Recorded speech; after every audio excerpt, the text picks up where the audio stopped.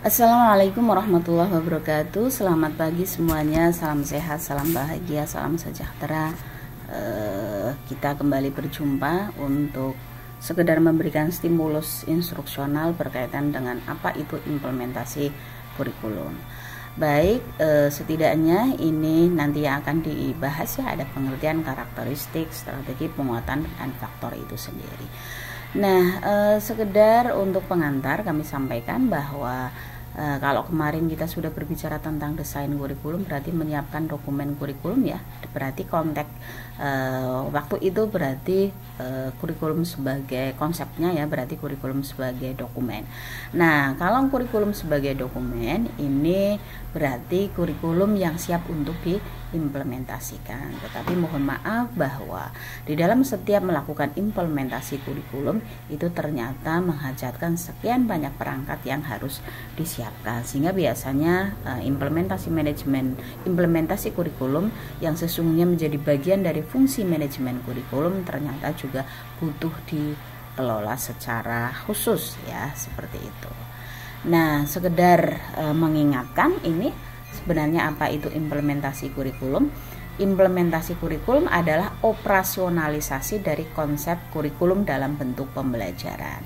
Jadi ada orang mengatakan dokumen kurikulum itu adalah sifatnya potensial karena tertulis ya, dia hanya mampu berpotensi. Nah, artinya siap untuk diberdayakan. Nah, siapa yang melakukan pemberdayaan? Yang melakukan pemberdayaan adalah penerjemah utama, yaitu adalah si guru melalui peristiwa pembelajaran, atau pembelajaran itu juga disebut sebagai kurikulum aktual ya, kurikulum aktual. Sehingga dari pengertian ini sesungguhnya kalau kita mengasumsikan implementasi kurikulum, nama lainnya adalah kegiatan pembelajaran itu sendiri. Nah, kalau di dalam konteks manajemen kurikulum, implementasi kurikulum itu hanya menjadi bagian ya. Bagian dari apa ya? Bagian dari keseluruhan manajemen kurikulum. Nah, kalau manajemen kurikulum ini adalah fungsinya ada pengembangan, kemudian ada implementasi, ada umpan balik, ada evaluasi, dan ada modifikasi sampai kemudian membentuk konstruk kurikulum yang baru. Maka ini terlihat ya, implementasi hanya bagian, berarti hanya salah satu fungsi dari fungsi manajemen kurikulum. Seperti itu, sehingga pembicaraan ini sebenarnya sangat kecil kalau kita bandingkan dalam konteks manajemen kurikulum. Ini yang tadi saya sebutkan ya.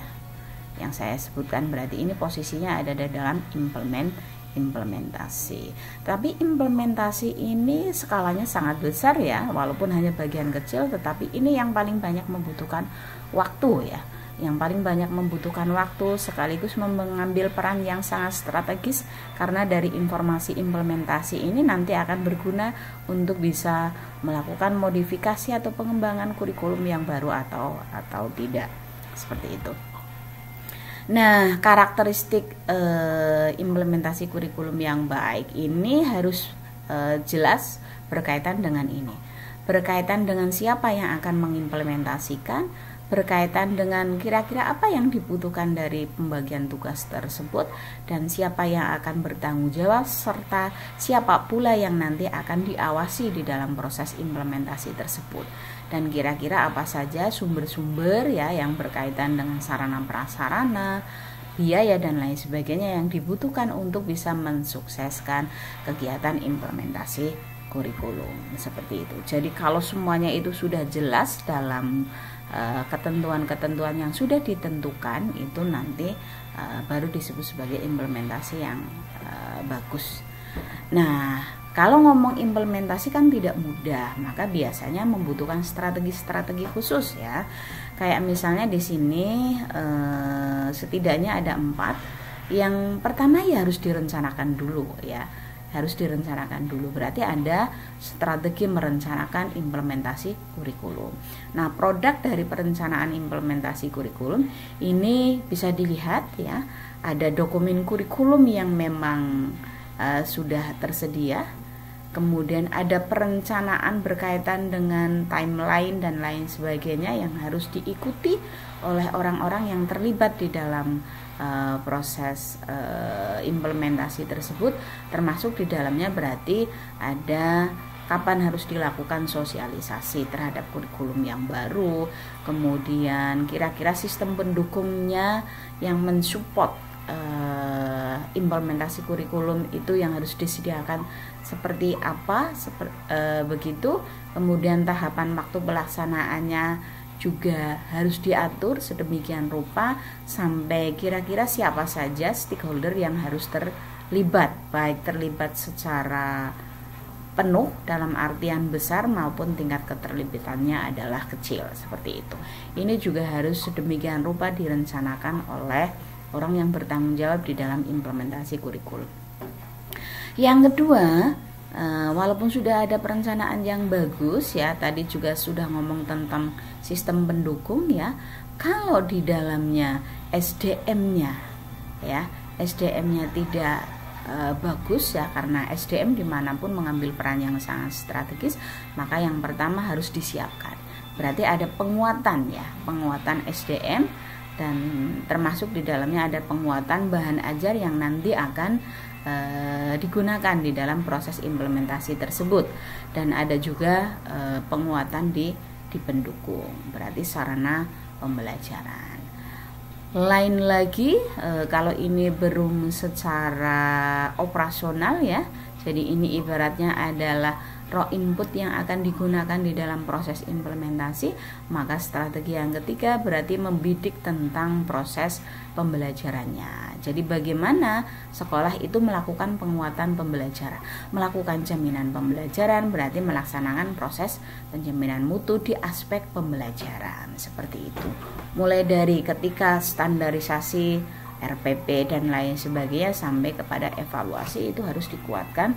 Nah, ini konteksnya berarti ada di dalam strategi penguatan pembelajaran. Dan yang tidak kalah penting adalah penguatan MONEV ya, monitoring dan evaluasi. Baik, akan kita lihat ya, kalau tadi ini berkaitan dengan strateginya. Nah, strategi yang akan saya bahas secara lebih mending detail ya, agak detail maksudnya ini adalah tentang penguatan pembelajaran. Tadi sebenarnya sudah saya informasikan ya. Jadi maaf ya, RPP itu ya, itu juga karena penguatan ini dalam rangka untuk mempertinggi kualitas atau mutu pembelajaran yang ada di dalam kelas di sekolah tersebut. Maaf ya, sekolah sebenarnya juga bisa melakukan apa yang disebut dengan penjaminan mutu. Misalnya ada standarisasi RPP. Jadi tidak sembarangan RPP-nya, termasuk di dalamnya kalau misalnya sekolah mau memberikan pendidikan nilai yang berkaitan dengan nilai-nilai dasar yang dimiliki oleh sekolah tersebut ya, core value sekolah tersebut, ini bisa menjadi bagian dari standarisasi RPP-nya. Jadi nilai apa yang harus diinternalisasikan dalam setiap mata pelajaran seperti itu, yang kemudian itu akan difasilitasi lewat proses pendidikan karakter yang terintegrasikan dengan mata pelajaran harus masuk di dalam RPP misalnya seperti itu berarti kan menjadi bagian dari penguatan ya, penguatan pembelajaran. Yang kedua berkaitan dengan guru ya, kemampuan guru dalam mengembangkan strategi pembelajaran. Ingat, guru adalah ujung tombaknya implementasi kurikulum, maka sesungguhnya dia menjadi petugas yang utama untuk bisa menjadi penanggung jawab pertama di dalam keberlangsungan apakah pembelajaran itu bermutu atau tidak. Maka salah satu yang harus dilakukan adalah mengembangkan strategi pembelajaran. Mungkin di awalnya dia hanya sekedar memilih, kemudian menggunakan dari sekian ratusan strategi pembelajaran mana yang paling tepat, mana yang akan menghantarkan proses pembelajaran itu menjadi efektif. Tetapi dia juga harus melakukan inovasi dengan melakukan pengembangan strategi pembelajaran yang dihasilkan dari selama ini dia melakukan pendampingan atau fasilitasi terhadap proses pembelajaran. Jadi sekaligus berarti di situ ada integrasi antara kegiatan pembelajaran yang dilakukan oleh si guru sekaligus kegiatan penelitian yang dilakukan oleh si guru. Dan yang ketiga ini adalah kemampuan guru dalam rangka melakukan pengembangan proses penilaian.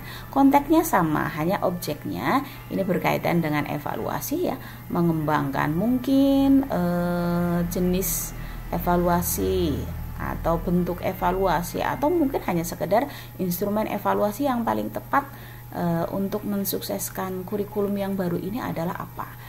Berarti hanya objeknya yang berbeda ya. Kalau di sini adalah strategi, kalau ini adalah di penilaian. Itu yang dimaksud penguatan pembelajaran, berarti dimulai dari proses rencana, kemudian proses implementasi pembelajarannya, dan diakhiri dengan kegiatan akhir lewat evaluasi. Itu juga harus dikuatkan sedemikian rupa, ada standarisasi dari pihak sekolah atau mungkin pihak administrator pendidikan dalam hal ini. Baik, kita lanjutkan. Yang berikutnya adalah tentang faktor implementasi kurikulum. Kalau ngomong faktor implementasi kurikulum berarti faktor ini adalah memberi pengaruh. Pengaruh itu bisa pengaruh negatif, bisa pengaruh positif ya. Berarti ada dua arah. Nah, dua arah itu ke kanan ke kiri, ke kanan itu positif, ke kiri itu negatif. Nah, berarti siapa yang melakukan kendali di dalam mengendalikan faktor implementasi ini supaya menjadi searahnya adalah menjadi positif ya, seperti itu. Nah, berarti ada pihak-pihak di dalam konteks implementasi, konteks besar, konteks negara atau konteks institusi. Berarti nanti ada kepala sekolah, ada guru seperti itu, atau supporting SDM dan sistem yang akan digunakan di dalam proses implementasi itu juga menjadi bagian dari yang bertanggung jawab supaya ada intervensi terhadap faktor ini menjadi faktor yang memberi pengaruh positif. Nah, yang pertama ini ternyata ada perencanaan ya. Kemudian ada dokumen kurikulum itu sendiri dan ada SDM-nya. Ini SDM-nya yang dipentingkan di sini adalah kepala sekolah dan guru ya, karena tadi mengasumsikan implementasi itu adalah pembelajaran, berarti konteksnya ada di dalam sekolah ya. Implementasi kurikulum mikro ya, bukan dalam kurikulum makro ya, seperti itu. Ada juga sarana prasarana, kemudian ada budaya sekolah, ada administrasi, tapi administrasi dalam pengertian yang sempit ya, yaitu clerical, dan tentu saja ada komunikasi dan ada informasi yang harus di-delivery oleh pihak yang berkepentingan utama sama terhadap pihak yang nanti akan diberikan informasi. Saya tidak mengurai satu persatu secara khusus ya, karena sebenarnya ini bisa dimafhumi, tapi yang menjadi titik krusial yang akan saya sampaikan. Misalnya ini perencanaan. Coba kita lihat perencanaan ya. Jadi implementasi kurikulum juga harus direncanakan supaya implementasi itu punya arah ya.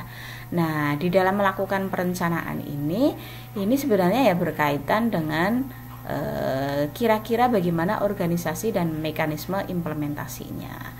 Tahapannya mau seperti apa, kegiatannya apa saja, kapan dilakukan, siapa yang bertanggung jawab, dan resource logistiknya itu seperti apa sampai dengan biaya yang diperlukan. Jadi ini tadi yang saya maksudkan di sini ya. Sekaligus perencanaan tadi menjadi bagian dari karakteristik implementasi kurikulum yang baik itu kalau sudah jelas, sudah siap poin-poin yang tadi saya sebutkan ini. Baik, faktor yang kedua adalah dokumen kurikulum ya. Dokumen kurikulum itu adalah dokumen yang siap untuk mensupport suksesnya implementasi kurikulum. Iya, kalau seperti ini sudah jelas, sudah baik tujuannya, pendekatannya atau tata kelolanya, realistis dan relevan ya, juga menjadi indikator bahwa dokumen kurikulum itu adalah memberikan pengaruh positif terhadap keberhasilan implementasi kurikulum. Jadi kalau dokumennya saja masih amburadul, masih kacau seperti itu akan semakin membuat keributan di dalam proses implementasi kurikulum. Baik, yang berikutnya yang tidak kalah penting adalah SDM-nya ya. SDM-nya terutama yang di konteks ini yang mau disoroti ini adalah guru dan kepala sekolah. Ya, karena bagaimanapun tadi saya sebut guru itu adalah ujung tombaknya implementasi kurikulum. Dia yang aktual melakukan aktivitas implementasi di kelas. Nah, yang biasanya memberikan pengaruh dan kadang-kadang ini menjadi kendala, ini berkaitan dengan kompetensi si guru, berkaitan dengan attitude-nya si guru, berkaitan dengan istilahnya, apakah guru itu terlibat secara partisipatif di dalam proses pembuatan keputusan atau tidak. Keputusan apa ya? Keputusan terhadap laju atau irama dari implementasi kurikulum itu sendiri, termasuk bagaimana quality of collegial relationship-nya ya. Jadi bagaimana guru membangun hubungan dengan teman kerjanya itu berkualitas atau tidak. Sesungguhnya kalau berkualitas, dia akan secara mudah menerima informasi, atau dia juga bisa membagi informasi yang dia miliki yang untuk mempertinggi kesuksesan implementasi kurikulum. Dan yang tidak kalah penting, yang sebenarnya ini juga berkaitan dengan kompetensi, ini adalah teacher content knowledge ya. Jadi berkaitan dengan pengetahuan ya, isi pengetahuan yang dimiliki oleh si guru. Pengetahuan ini tentu saja berkaitan dengan pengetahuan yang sifatnya adalah konseptual, baik itu yang berhubungan dengan mata pelajaran yang dia ampu seperti itu, bahkan sampai dengan pengetahuan yang berkaitan dengan kecirian beliau sebagai guru, berarti sebagai pendidik ya. Berarti pengetahuan konseptual tentang pedagogi ya, dan tentang pembelajaran. Nah, kalau content knowledge ini dimiliki oleh guru yang tinggi ya, kualitasnya maksudnya, maka ya dia akan relatif mudah untuk bisa mengembangkan silabus dan bahan ajar. Berarti ini berkaitan dengan konsep bidang studinya ya, seperti itu, atau dia mampu melakukan pengembangan yang berkaitan dengan pendekatan-pendekatan metodologis pembelajaran, model pembelajaran, pendekatan, metode, strategi dan lain sebagainya bisa dikembangkan akibat dari konsep pedagogiknya yang bagus dan konsep pembelajarannya yang bagus. Nah, ini akan semakin memberi pengaruh ya yang sangat bagus ya kalau itu dimiliki secara tinggi. Ada guru inovatif, guru penggerak, itu menjadi bagian, sebenarnya ciri yang dimiliki adalah ini. Baik, yang kemudian faktor dari SDM yang berikutnya ini adalah kepala sekolah. Ya mohon maaf, tetap kepala sekolah ya, walaupun bukan menjadi ujung tombaknya, tapi sebenarnya dia memfasilitasi bagaimana implementasi kurikulum itu akan menjadi efektif.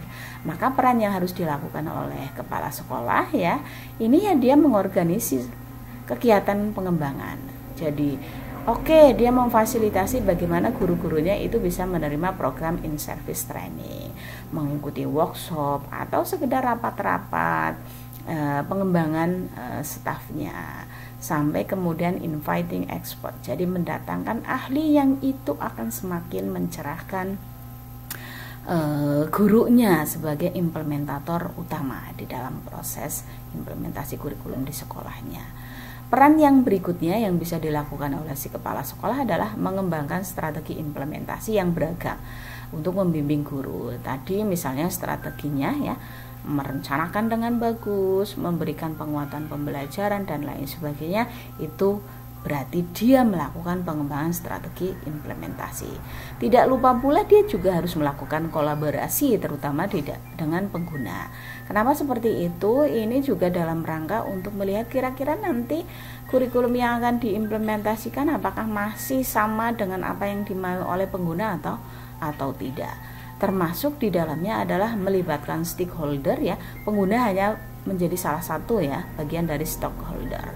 Nah, di dalam manajemen implementasi sampai melibatkan orang tua sebagai pengguna kedua ya. Pengguna pertama adalah si siswanya, pengguna yang kedua adalah orang tuanya di dalam proses implementasi kurikulum itu sendiri di sekolah. Baik, nah faktor yang berikutnya, maaf ini tidak saya beri nomor, ini adalah budaya sekolah. Ini ternyata juga memberi pengaruh terhadap implementasi kurikulum. Budaya sekolah itu berarti berkaitan dengan nilai atau norma yang dijadikan acuan oleh sekolah untuk membuat iklim akademik ya. Nah, kalau ini bagus maka otomatis memberikan arah yang positif terhadap keberhasilan implementasi kurikulum. Ini juga faktor yang saya sampaikan. Nah, faktor lain cukup sangat jelas ya, sehingga tidak perlu saya ure. Tapi yang berikutnya ini berkaitan dengan pembahasan yang terakhir adalah tentang penguatan monitoring dan evaluasi yang sesungguhnya juga menjadi bagian dari strategi ya. Jadi monefnya harus diperkuat. Kenapa? Dengan monef kitanya itu berarti pihak sekolah ya, atau dalam hal ini adalah administrator tertingginya adalah kepala sekolah yang akan memperoleh umpan balik untuk pelaksanaan kurikulum. Jadi misalnya evaluasi monef itu kan bisa mingguan, bisa bulanan seperti itu, atau semesteran. Nah itu ketika melakukan monef dan evaluasi pada saat implementasi kurikulum, maka akan memperoleh umpan balik untuk perbaikan. Oke, nah yang berikutnya ini adalah lewat monef akan diketahui hambatan dan kesulitan-kesulitan. Otomatis kalau kita mengetahui itu ya kita akan segera cari solusi, strategi mana yang lebih baik lagi untuk mengimplementasikan kurikulum tersebut. Nah, monef dilakukan ya di tingkat mikro ya, di sekolah dan kelas, terutama di dalam proses pembelajaran. Dan umpan balik nanti yang dihasilkan dari monef ini ya harus diberikan kepada guru, kepala sekolah, siswa, orang tua, atau pihak-pihak yang terlibat di dalam proses implementasi sebagaimana tadi strategi yang dilakukan oleh kepala sekolah. Demikian sekilas tentang implementasi kurikulum, semoga bermanfaat. Terima kasih. Wassalamualaikum warahmatullahi wabarakatuh.